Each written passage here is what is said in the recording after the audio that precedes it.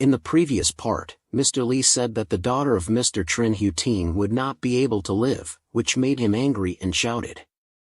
He wanted to attack Mr. Lee, but he was stopped by Ms. Calm Man, who said, "Mr. Trin, calm down, please. This is a school, what are you trying to do?" And Mr. Trin Hutin yelled, "You bastard." And Mr. Lee was not happy either. How could he be happy when someone cursed him? Mr. Lee muttered to himself that he should have known about his reaction earlier. Maybe he already knew it in his heart.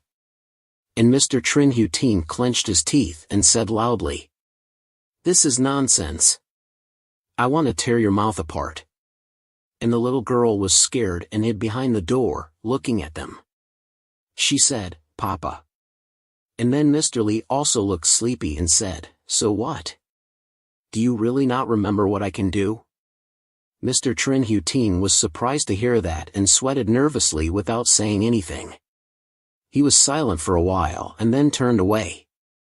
He glanced at Mr. Lee and said, "Stay away, and don't let me see you again."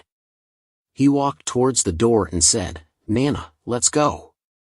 The girl also answered, "Yes." After Mr. Trin Hutin left, Ms. Kong Man looked at Mr. Lee with a confused and worried face and said, "Mr. Lee, do you know him?" Mr. Lee heard that and was also silent for a while. Then he said, "I had some trouble with him before. Maybe it's because of Robert that I got into trouble." And on the other side, the father and daughter had gone out and walked hand in hand on the sidewalk. The girl said, "Papa, who is that handsome man?" The father also stuttered and said, "Don't mind him, he is a bad luck guy." "Hey Nana, what do you want to eat? How about I buy some fish for you tonight? Do you like fish?" She said, "Yes." Then a voice said, "Hello, Mr. Trin Teen, what's wrong? Why are you walking like that? Anyway, we are old acquaintances after all. Why don't you sit down and talk with me for a while?" And Mr. Trin Hutin saw Mr. Lee now like that and had a worried and scared expression on his face. He honestly said, "I'm shocked. You are so different from before." Then he shouted loudly, "Don't talk to me. I'm surprised to hear that from you." He opened his eyes wide and ignored him. Then he looked at his daughter and said in a normal voice, "Don't say that in front of my daughter." And the girl Nana was scared and hugged his leg. Then he said to him, "Do you know? Before those words came out of your mouth, I still had some illusions. You really have that power. The reason you came here is probably just to see the people at the bottom of society and confirm their sadness. So please be quiet." Hearing Mr. Lee say that, he also just kept silent and didn't say anything. Then he continued to walk step by step and said goodbye. Mr. Lee felt uncomfortable when he met the stubborn man who didn't want his help. Then they arrived at a familiar restaurant where Mr. Trin Hutin often went to eat food. Then the staff's voice said, "The chicken rice of the father and daughter is here. Please enjoy." And he patted his daughter's back and said, "I'm sorry Nana. I'm sorry. I was a bit off script today. So let's eat chicken rice today." The girl Nana heard that and also said something. It seemed that she was sad about her situation. Then he saw his child unhappy and said, "Are you angry with Dad? Go ahead and don't worry, Papa will surely." He didn't finish his sentence when the little girl exclaimed Papa. Her expression was a bit sad and there were tears in her eyes. She asked if she was a girl, was she going to die? He heard her words as if he was frozen, then quickly regained his composure, quickly stood up excitedly and grabbed her frail shoulders and said, "What are you talking about? Don't believe those nonsense things. Dad promises Dad will definitely cure that little disease of yours. Papa will try to make money to buy delicious food and treat you." Then the little girl said that Dad didn't need to say that. She knew she had a rare heart disease, and it was definitely incurable. He heard his daughter say that and was very surprised and amazed, then said, Who told you that?" Then muttered to himself that the doctor only told me alone. How did this child know? Then the little girl said that before, her parents had told her about it, before her mother left her. That night, Mom also made chicken feet for her. He heard the little girl say that as if he was frozen. Then he said to the little girl, "Nana, do you know, there is a kind of fairy still existing in the world. He can bring health, happiness, and beauty to healthy children." Now this God has chosen Nana, the shadow of someone hiding in a corner watching them, and the little girl exclaimed, "Really? What kind of fairy tale is this, Dad? Please tell me quickly." "Listen carefully, his name is Sangwo Kami, and he will surely help Nana." On the other side, Dad sighed but didn't say anything. He was probably thinking he would say, "Haha." On the teacher's side, there was Calm Man. She was walking up the stairs to prepare for her lesson, opened the door, and walked into the classroom. The students obediently looked at the teacher. Then, she was startled and very surprised because the whole class was quiet. She exclaimed, "Oh my." Then a boy asked, "Teacher Kong, how did you make yourself younger like that? Did you go for beauty treatments or something?" Teacher Kong Man felt very uncomfortable when she heard that, and there were kids below laughing happily. She then said, "Huh? What nonsense is that? Turn to page 16 of the textbook and copy it for me." She muttered to herself, thinking that maybe she hadn't fully recovered to her original shape yet. The two kids continued to laugh and said, "Whether you've had a facelift or not, I don't know, but I feel much younger than my grandmother." "Teacher, have you had a facelift yet? My mom says eating carrots can make you look younger." Another student chimed in, "Huh, really? My mom says using oil can do that too." "Teacher, I need to use the restroom." "Me too." Teacher Kong Man felt like the classroom had turned into a noisy market, and it was lively. She frowned and closed her eyes to endure it while the students kept talking. Then, one of the students said, "Surely she ate a devil fruit, right?" "Really? Do you guys know? My dad says he's handsome, but women don't believe him." Another student suggested, "Let's go to the internet tonight and play Sue, okay?" When Tiger reached his limit of endurance, he shouted, "Shut up, all of you. Turn to page 16 of the textbook immediately." The whole class was startled by his voice, and they quieted down for a few seconds. Another student said, "Her temper is still as scary as ever, right?" Others agreed, saying, Yes, it is." Then, Mr. Lee's shadow outside the window looked into the classroom, and there was a voice from Teacher Kong Man saying, "Lu Dai Swang, you talk so much. You must remember the first paragraph, right? Come up here and write it on the board for me, okay?" Dai Swang asked, "Huh, why is it me, Teacher Kong?" She replied, "Hurry up." Mr. Lee looked through the window and whispered to himself, "Now she's not only a teacher but also a bit easygoing and a bit scary."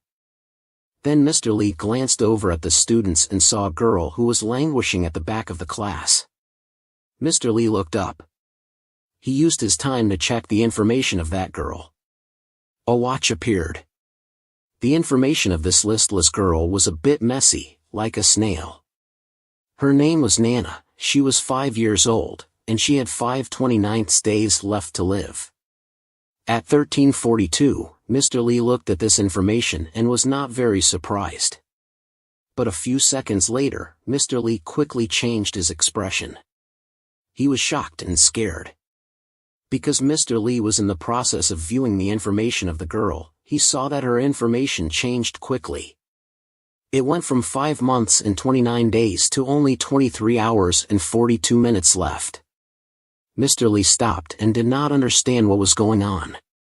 He kept guessing. Mr. Lee muttered to himself why the girl's lifespan suddenly decreased so much. Then he did not know how many minutes passed before the bell rang for the end of class. Then Ms. Kong Man said, "That's it, your task now is to get out of the class, teacher." The students said, "Thank you, teacher, you worked hard." There was also a young man who wore a backpack and showed off a ball. He said, "Hey, let's go play soccer." "Where did you get that soccer ball? Can you let me see it?" Then maybe because of bad luck, they fought for the ball. A boy bumped into the weak Nana girl, or maybe the ball was about to hit Nana, so the boy came to block it. Another boy raised his hand and said, "Oh, sorry Nana." Then Nana started to tremble all over, her face pale, and clenched her teeth. She touched her chest, maybe her heart disease relapsed. The other kids said, Nana, what's wrong with you? You look weird." Teacher Nana fainted. Ms. Kongman also turned around and was surprised. She immediately had two guys come in and say, "Hurry up, make way."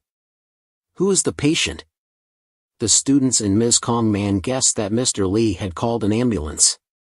Mr. Lee was outside leaning against the wall and said, "I called an ambulance. I temporarily stopped time in this area for a child. Because the fate of that child was suddenly disrupted, she only had less than a day to live." Ms. Kongman heard that and was shocked. She said, "What? She only has less than a day left?" Then they went together to the hospital to save the girl in the emergency area. Emergency, the doctor sighed and walked out of the emergency room. There was also a nameplate fairy who was working as a bricklayer who heard the news and ran to the hospital as fast as he could. The doctor said that fear was only a small factor for this attack. The main reason was that the child did not receive proper treatment, and also did not pay attention to taking medicine regularly. And who is the relative of the patient? Where are the parents of the child? Why did they come late at this time? Not here yet, he could not breathe properly. Then the nameplate fairy exclaimed, "Where's my Nana? How is she?" The three others also paid attention to the nameplate fairy. He saw Mr. Lee and became even more confused. He exclaimed, "Mr. Lee. Big brother, are you? That Mr. Lee guy. I know every time I meet you nothing good will happen. Tell me, what did you do to my Nana, huh?" He was crazy and agitated, so Mr. Lee punched him, and his helmet flew off. The fairy doctor was thrown against a door, and the doctor behind him raised his hand, exclaiming, "This is a hospital, don't cause trouble like that." The arrogant girl also shouted at Mr. Lee. Mr. Lee stepped in front of him and said, "Calm down, Mr. Fairy. The doctor was about to tell you about the surgery for the child. Do you want to come here and listen, or go crazy?" "Mr. Fairy, since you are the father of the child, I won't beat around the bush. I'll tell you straight, your child has only 23 hours to live. You decide what to do," said the doctor, who wasn't finished. Another doctor added, "Sir, please don't give the patient a conclusion without permission." The arrogant girl also glanced at the doctor and said, "The patient's condition needs to be professionally evaluated." Because she spoke very accurately, Mr. Lee stopped time, the colors around them distorted. The arrogant girl also noticed that everything had stopped, except for the three of them. Mr. Lee held a shining watch. Even Mr. Fairy was surprised and looked around. Mr. Lee continued, "The doctor has requested surgery as soon as possible. As for the cost, you'll need to figure that out. Maybe you'll need a lot of money for the surgery. I assume you have some savings, right? Why are you looking at me like that? Don't tell me you spent all the money I gave you earlier?" Upon hearing Mr. Lee's question, he looked at Mr. Lee and said nothing. He was silent for a while, then laughed and said, "You're absolutely right." He cried and continued, "I've been reckless with my spending. I earn 10 dong and spend 12 dong." The arrogant girl chimed in, "Nana's father, I always thought I was rich enough and very happy. If one person eats well, the whole family won't go hungry. I thought that having money meant I could spend it freely, that I didn't need to plan for the future, and that living for today and not worrying about tomorrow was fine. I've been so wrong. I exchanged those months of luxury for my current misery.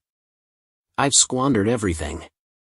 The money I spend daily is hard-earned through sweat and tears, and when I really need it, it's not there. After meeting Nana, my daughter, who calls me dad with an FA like mine, I felt like a father, and I changed. I really changed, but it's too late now, seeing her condition deteriorating. But I can't do anything, I'm useless." He screamed and cried loudly. I don't know what people think, especially you men who have supported your families." Mr. Lee looked at him as he cried but said nothing. He then closed his eyes and said, "In reality, it's not that you have no way out or no chance. I don't mind helping you out in an emergency, but you should also know that my generosity isn't free. Do you understand?" Mr. Fairy heard this and stopped crying. And very surprisingly, he said what his intention was. He wanted to buy me. "So, are you willing to sacrifice your time for money? Or do you just want to earn this huge amount of money by moving bricks? Well, that's your choice. I won't force you, Mr. Trin, but you don't have to feel too much psychological pressure. I understand your situation. This girl has no blood relation with you. So you don't have to trade your time to save a child who is not related to you." "That's right, you are right. That child was born from a stranger that I don't know. But she called me Dad. So she is my biological daughter. That's why I have to save her. Mr. Luke, please help me." The operating room. Outside the payment hall, it was very noisy and bustling. Maybe Mr. Lee had paid the fee with his card. And the nameless immortal sat on the patient's chair. He looked somewhere and said that you don't have to worry. Mr. Lee's money can last for a while. But, the next treatment costs, I can only hope that by then, my lifespan will not depreciate. Mr. Lee looked out the window at the grass and trees. Maybe Mr. Lee had paid the fee, but it must have cost a lot of money. And the nameless immortal looked at Mr. Lee and whispered that 2 years ago, if I had listened to him and used that money for something practical, then I wouldn't be in such a dilemma now, right? I have to treat my daughter as soon as possible. Can I buy regret pills? 2 years ago, the nameless immortal still ate normally. The boss gave him most of the fried noodles with sausages, eggs and spices, and also gave him 2 bottles of cold beer. You are here, look at you, did you stay up all night? Damn it, can you understand the feeling of living a luxurious life, spending money without looking at the price? Luxury is really good. And I'm so rich that I have to go down to the bank to check my account balance, but there are fewer and fewer people coming to your shop, right? Shut up, you are bluffing again, what are you pretending to be tired of? If you don't have money, just say you don't have money and stop being checked. Pretending to be rich, when you take a hot bath without money, see who will run to me and borrow money from me. I pretend to be rich, and you pretend to be blind, a perfect couple. Stop talking nonsense, go cook for me. Then there was a sound of opening the door outside. And Mr. Trin Hutin also looked up and exclaimed that damn it, man, my poor little temple finally has a guest at this time. It was Nana girl, she wore a thin coat and was dirty all over her body. She must have been hungry and smelled the food, so she came in. The father-daughter fate of the Trin family started from this moment. He thought it was a big customer like a little orphan girl or abandoned girl who came to Mr. Trin Hutin's dining table. And she sat down on the chair obediently. The girl didn't say anything and lowered her head to look at the table. As for Trin Hutin, he was confused and didn't know what to do. He muttered to himself, what should I do now? Why is there a child here all of a sudden? Then he decided to take the initiative to talk to the little girl. Hey, kid. Then the girl Nana also exclaimed, Uncle, I'm hungry. He heard that and made a dumbfounded face. He said, What? What did you say? Then he angrily said loudly, That's not my problem. Do we know each other? You should go find your parents at this time of night. Then the bald shop owner with one eye covered brought up a hamburger and some fries. He said, This kid started wandering on this street a week ago. I felt sorry for her and gave her some bread, but since then she comes here every day to beg for food. Then the shop owner brought out another plate of fat chicken. He continued, But you know, I'm not a charity worker. I also asked around about this kid's parents on the street. I heard some ugly painters say that this kid is not an orphan at all. Maybe because this kid has a heart problem, Her parents only care about her brother and refuse to pay for her treatment. They let her die on the street. Some people also took this kid to her parents' house, but they thought everything was fine and came back the next day. Trin Hutin heard that and also worried about something. He muttered to himself, could it be that I will become a rooster raising a chick? The girl Nana looked at the chicken in front of her with greedy eyes and drooled. The shop owner was so angry that he wanted to swallow a pill. He said, this kid's parents must be wishing that she would get hit by a car or be taken away by someone else. It would be better for this kid to have no parents like them. He said to his friend, I didn't expect you to be such a compassionate Buddhist monk. This time, you are really generous. What day is it today? I'm so lucky to have a meal. He said, what are you talking about? What are you saying? Don't flatter me with your sweet words. In the end, he was just a chef who did business, so the so-called immortal immediately spat out the chicken leg and exclaimed, you are so kind, brother. Then I can't refuse your kindness. Give me 2 more bottles of cold beer, living Buddha. The total was 128 yuan, please pay in advance, the immortal said and was shocked. He quickly put down the chicken leg and shouted, I have returned it to you, I didn't order this. I only ordered fried noodles. You didn't order it, look, everything is on the table, no need for anything else. Do you want to break up or not? Pay quickly. What do you mean? I didn't order chicken, you are robbing me blatantly, shut up, you are talking nonsense. Didn't you say you have a lot of money? Pay me quickly. After attacking the chicken reluctantly, the immortal walked on the road. He must have spent all the money he sold his lifespan for, so he was stingy with the chicken. He also met a bald gangster who had no customers. Damn it, the money for a few days of internet use is gone. That bastard doesn't know his number. If I couldn't beat him, I would have paid him to go see naked chickens. After talking nonsense, he looked behind him and said, it was the little girl Nana who followed him. The girl looked at him and said nothing, looking a little pitiful. Then the immortal coldly said, hey kid, I already gave you dinner. Why are you following me? Aren't you afraid I'll kidnap you and sell you to China for money? Don't follow me anymore. I really like cute kids, especially girls like you. And I'm also a perverted uncle who likes to beat and bully kids. Don't you run away? The girl heard that and wanted to cry. She said hesitantly, but, I want to go home from here. That's good for you. Remember not to follow me anymore. The girl heard that and nodded. She said she probably went the same way as the immortal. Time passed and the street lights were still on. It was probably midnight or near dawn. The immortal probably went to the internet cafe or something. But there was a red sign saying that minors were not allowed to enter or something. He seemed very comfortable and refreshed. This was a good hit. He would go take a bath and massage later. Another perfect day. Oh my God, there is still money left. Then he lit a cigarette and warmed his lungs when he heard a voice echoing out, what the hell did you do? Tell me, are you in any group? Are you trying to piss me off? It was a woman's loud voice. And the little girl Nana, the immortal, also observed them. The woman said, you just mixed something good outside and then came back to eat outside, right? It's not, it's uncle, that uncle, you lied again, didn't you? Look at your mouth, it's full of evidence, you didn't even wipe your mouth clean after eating something delicious.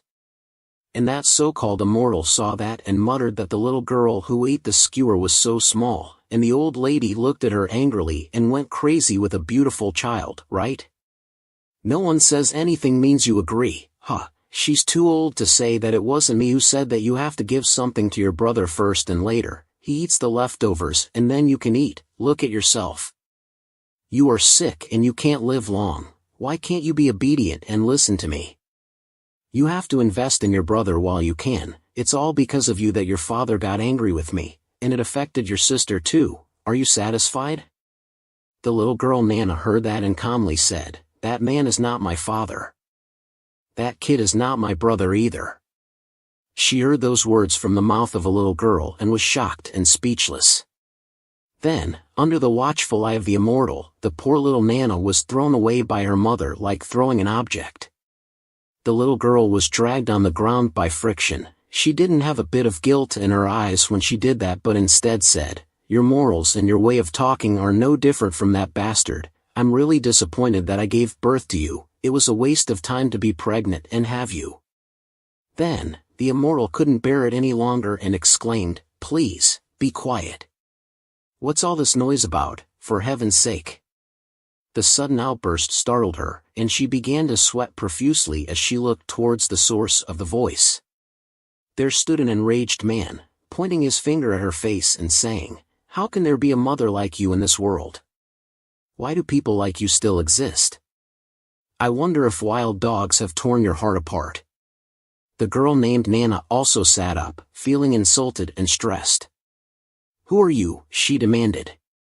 "What business is it of yours? I don't give a damn about your family's issues. It's your foul mouth that stinks up the entire street. You don't understand a thing. Get out of here and stop meddling in other people's affairs.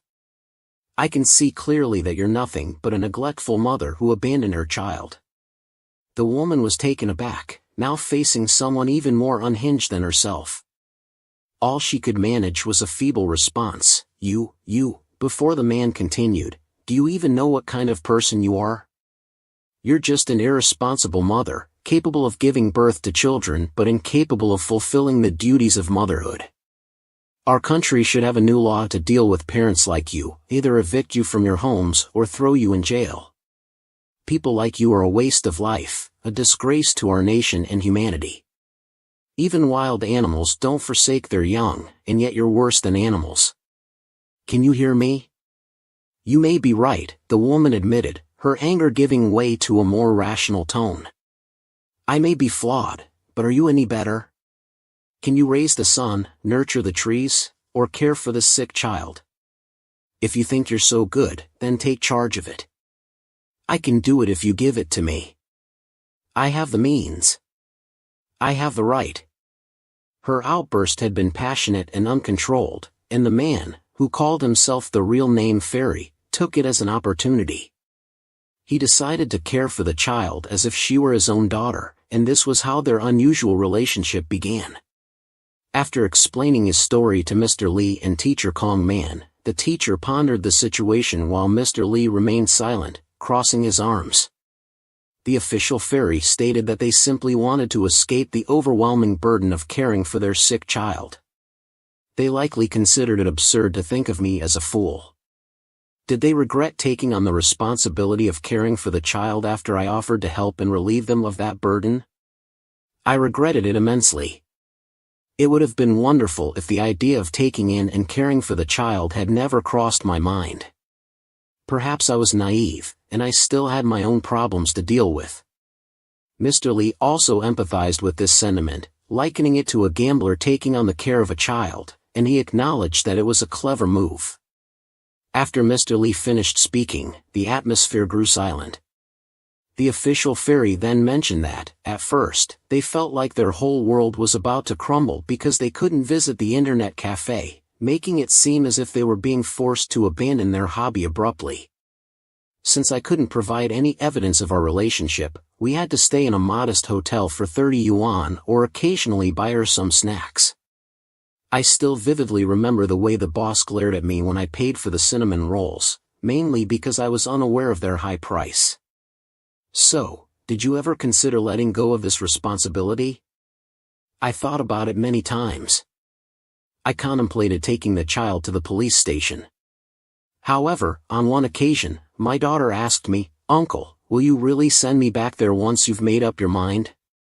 Hearing that, Mr. Lee commented, 'Your transformation surprised me.' The official fairy responded, 'You'll understand my feelings when you have a child.' Mr. Lee fell silent, then added, 'Having said that, I don't have the means to cover the surgery expenses. Food and lodging costs are still a concern.' He paused for a moment and continued, In that case, I'll offer my time as payment. Will you accept my offer? Mr. Lee was also taken aback and surprised, not expecting to be able to contribute his time to help a child who had no biological connection to him. In reality, not everyone would be willing to sacrifice 10 years of their life for 10 billion. Mr. Lee adjusted his glasses and said, "All right then." He retrieved a glowing watch. The official fairy appeared a bit concerned and asked, "Mr. Lee, are you truly serious? Is this even possible?" Mr. Lee replied, "You've heard Mr. Trin's proposed love agreement, so I have no reason to refuse. Isn't that right, Mr. Trin?" Upon hearing Mr. Lee's affirmation, the official fairy exclaimed, "Yes, let's do it. I'm ready." As for Mr. Lee, his expression shifted. He smiled wickedly. His lifespan information appeared. His name was Trin Hutin, 46 years old, with 30 years, 114 days and 50 minutes left. Then Mr. Lee said, "Let's calculate it based on your annual income and then follow the rules of the contract. I will suck it out of your hand, 5 years, no problem, right?" Hearing Mr. Lee say that, Trin Hutin also agreed. "Let's do it." Mr. Lee let him fly up. Mr. Lee said, "Oh right, or this time, do you want to consider how much balance you have left in your lifespan?" "It's better not to do that, sir, in case something slips out of my mouth, it's not good." Mr. Lee also smiled and didn't say anything. Mr. Lee had something in mind, holding the time watch in his hand. Then Trin Hutin was brought down by Mr. Lee. He could feel his condition. Nothing changed even though Mr. Lee said he would take out 5 years and he would have 25 years left. He looked at his hands and feet and exclaimed, "What is this? It feels like nothing has changed at all, Mr. Lee. Is my lifespan really shorter? Where are the people? Where are they all gone? Where are they?" Mr. Lee had gone into the patient's room where the little girl Nana was staying. Mr. Lee said that it was hard to say that this was his misfortune. Mr. Lee was looking at the little girl Nana lying on the hospital bed. Mr. Lee said that he was still lucky. "Now, let's make a deal with you, kid." He didn't know what Mr. Lee was going to do next, because this chapter was over. Maybe Mr. Lee would save this girl in his own way. This video is over. Thank you for watching. I wish you all good health and good luck. Thank you very much.